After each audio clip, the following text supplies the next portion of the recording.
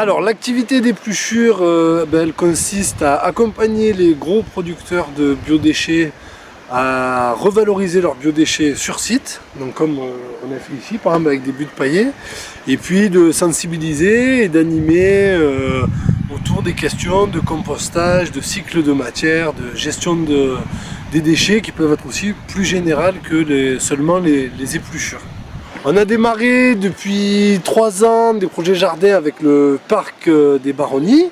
C'est le parc qui impulse cette dynamique, qui met en lien l'association Épluchure avec des écoles qui ont des projets pédagogiques autour de la gestion des biodéchets ou le jardinage, jardinage au naturel et autres. Et puis après, nous on vient faire les interventions, on vient expliquer aux enfants, sensibiliser les enfants à la gestion de leurs déchets, et puis leur montrer que surtout ces déchets, dans notre activité, en fait, ça devient très rapidement des matières premières pour réaliser des jardins. Donc c'est ça aussi pour nous l'intérêt, c'est que dans la tête des enfants qui sont le futur, et qui vont éduquer après d'autres personnes, qui comprennent bien que les biodéchets et des déchets, comme le carton par exemple, ça devient des matières premières pour pouvoir jardiner au naturel. Alors les projets ils démarrent avec les fiches parcs que les enseignants remplissent.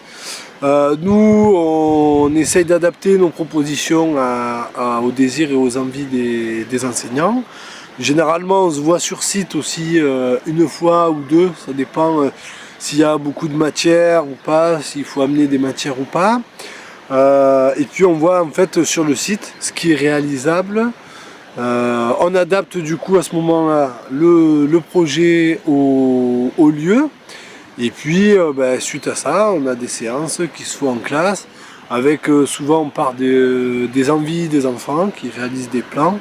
Puis on ajuste ces plans et on monte ensemble après le jardin.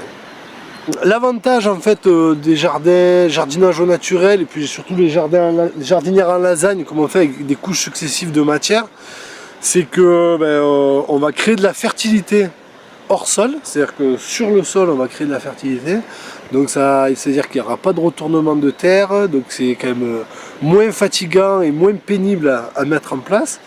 Et puis surtout ça permet une observation plus facile de la dégradation de la matière. Puis en plus il y a un côté aussi 3D, donc ça va être un peu plus surélevé, plus facile à jardiner. Et puis il y a aussi ces apports quotidiens qu'on fait. Et c'est vrai que l'intérêt c'est qu'on peut de suite planter des plantes gourmandes comme les tomates, comme d'autres plantes qui vont de suite prendre et de suite pousser dessus. Donc pour les élèves, l'avantage aussi c'est que ils se rendent compte qu'en 6 mois, ils ont vraiment créé quelque chose, un vrai jardin, où voilà, ils ont mis de la matière, ils ont fait des abris pour tous les micro-organismes et les insectes, et puis ils voient rapidement que ça pousse, quoi. Donc l'intérêt, c'est vraiment créer de la fertilité pour la terre.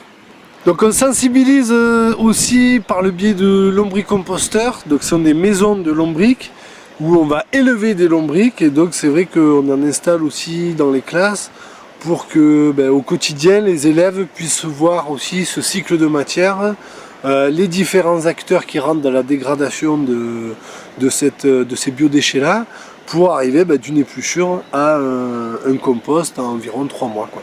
Donc c'est un outil pédagogique que j'aime bien utiliser et installer dans les classes pour vraiment faire un lien, un fil rouge entre les séances que je vais réaliser et puis le travail en classe, quoi.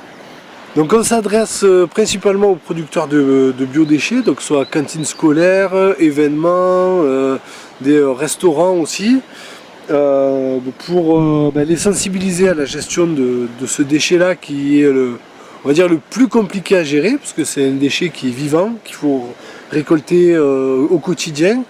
Et c'est vrai que quand les professionnels de la restauration voient le travail, sont sensibilisés à ça, souvent après le tri d'autres déchets est beaucoup plus, ils sont beaucoup plus motivés pour réaliser le tri d'autres déchets, comme déchets papier, verre, fer. Et puis voilà. Nous on s'adresse aussi après là avec les écoles, bien sûr au public scolaire. qui est pour nous un public intéressant parce que c'est lui, si on arrive à le sensibiliser lui, il va sensibiliser après par rebond d'autres personnes autour de lui, dans sa famille, dans son entourage. Donc ça c'est super intéressant.